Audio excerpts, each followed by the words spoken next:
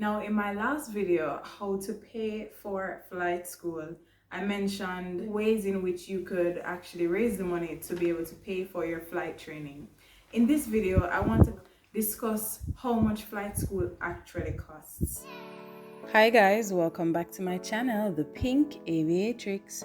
Subscribe if you haven't already, like this video and share it if you find it helpful.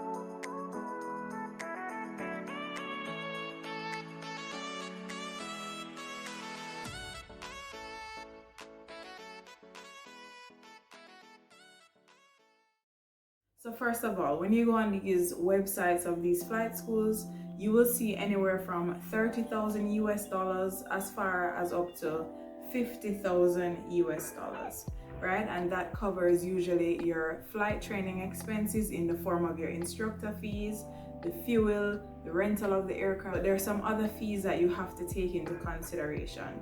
You have to take into consideration your check ride fees, right? And a check ride can cost you anywhere from 500 US dollars up to 700 and even sometimes 1,000 US dollars depending on the DPE.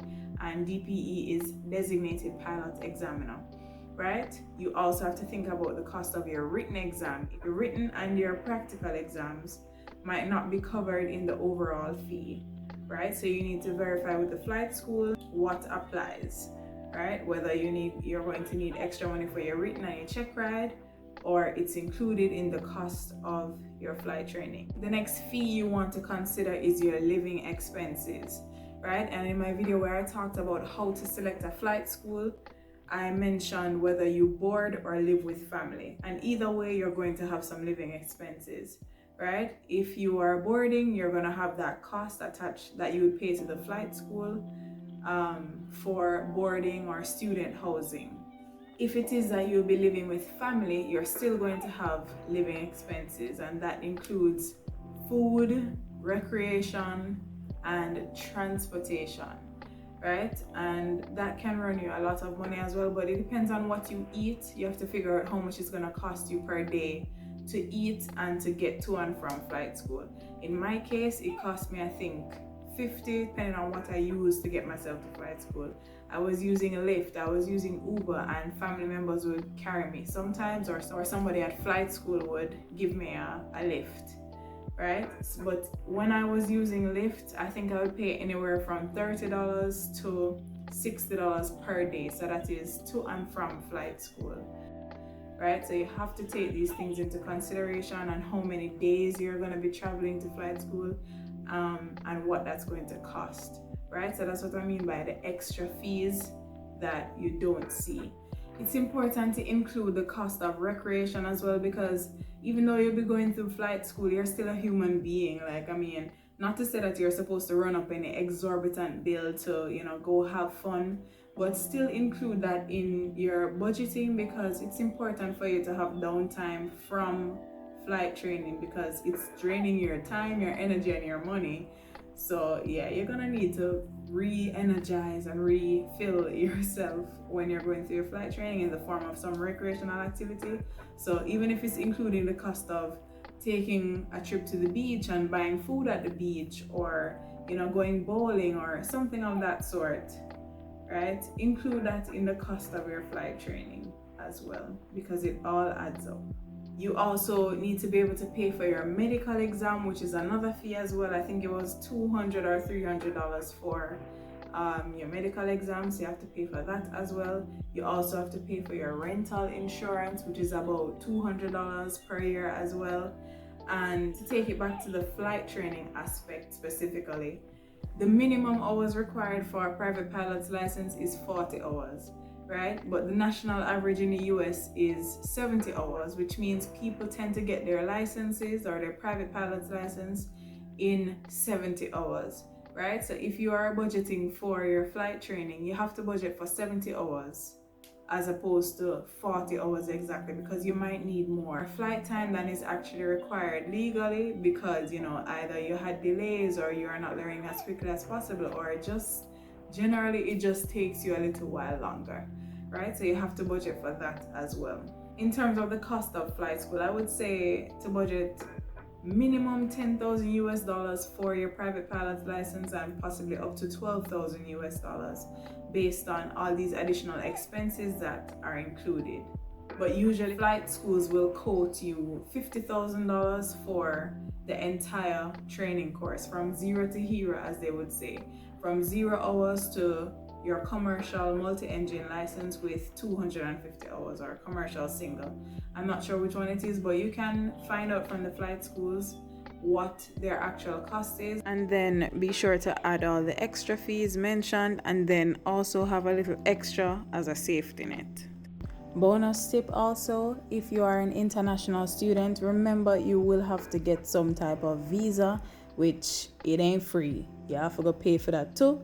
So remember to include the cost of any visas that you will need to apply for in your flight training costs. So in the video where I actually talked about how to be able to pay for flight school, I mentioned getting a job and saving, or starting a business and saving, right? And one of the quickest way to start a business, I think, would be to learn a skill, right? Do something that people always want, right? People always need hairdressers, people always need makeup artists, right? People always need, nail technicians. People always need to do their nails, right? So if you could learn that skill, or if you are good at those things already, get certified in one of those skills. It might cost you a little bit to get your certification, but once you're certified, right, that builds trust with your future customer base. You'll be able to charge more money, right? And that money, you could take it and invest it back into yourself and pay yourself through flight school, right? So that's one of the ways I recommend. And I know of people who have learned a skill, like makeup artists, for example,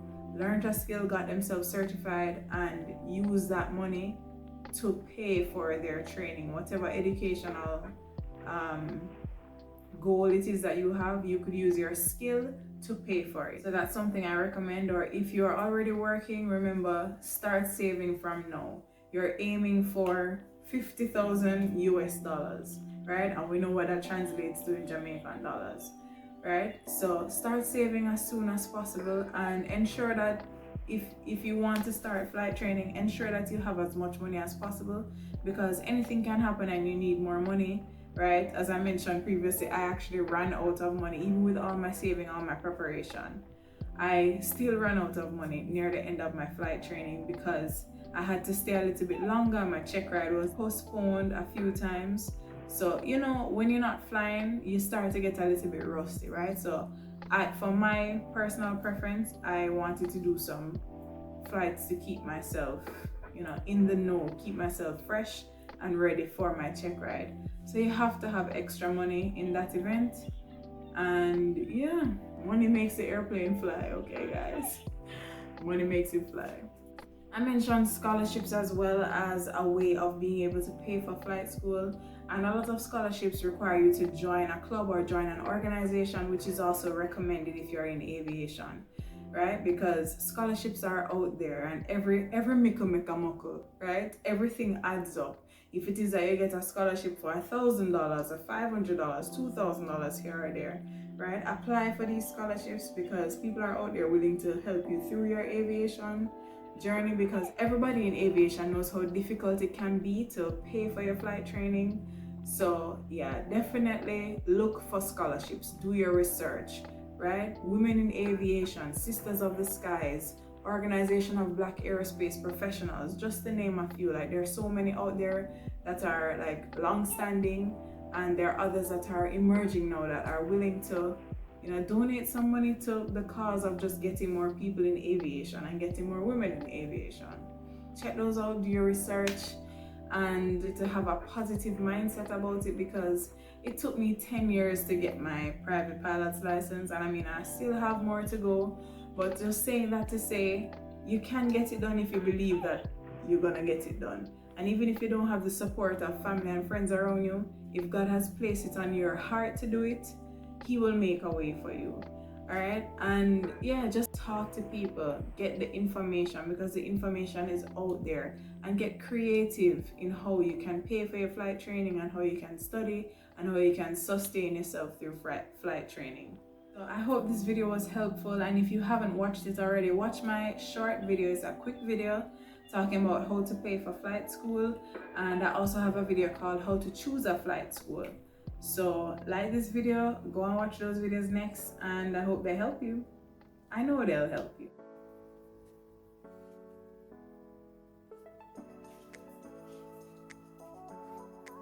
Subscribe to my video, and in terms of to take it back to if it is that you're going to the national average, okay, means people get their license in approximate. Okay. That is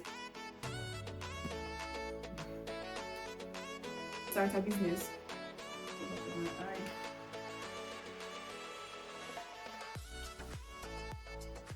Right?